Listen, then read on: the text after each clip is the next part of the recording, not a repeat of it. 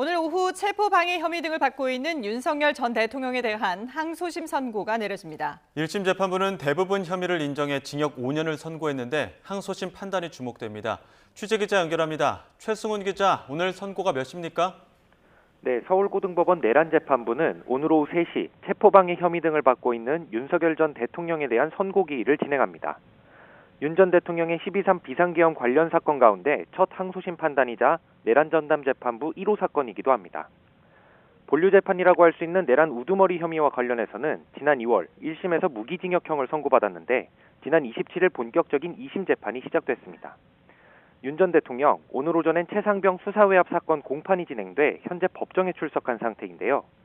체포방해 사건은 1심과 마찬가지로 모두 생중계되고 YTN도 실시간으로 재판 소식을 전해드릴 예정입니다. 윤 전 대통령이 받고 있는 혐의는 어떤 것들이죠?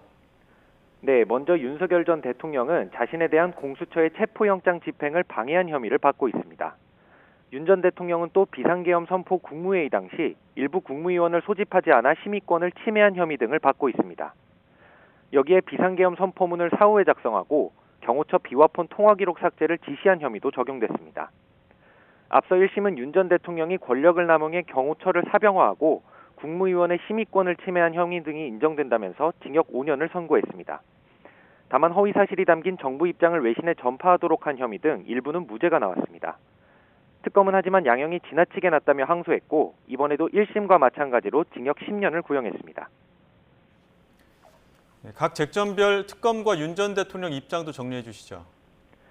네, 먼저 특검은 지난 6일 항소심 결심 공판에서 윤 전 대통령이 헌정 질서를 파괴하고 공권력을 사유화해 죄질이 불량하다고 꼬집었습니다.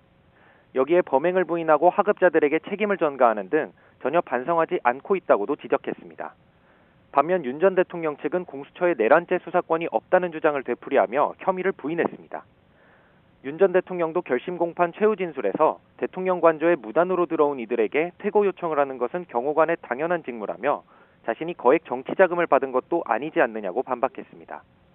양측의 입장이 첨예하게 갈리는 가운데 오늘 항소심이 어떤 판단을 내릴지 주목됩니다. 지금까지 사회부에서 YTN 최승훈입니다.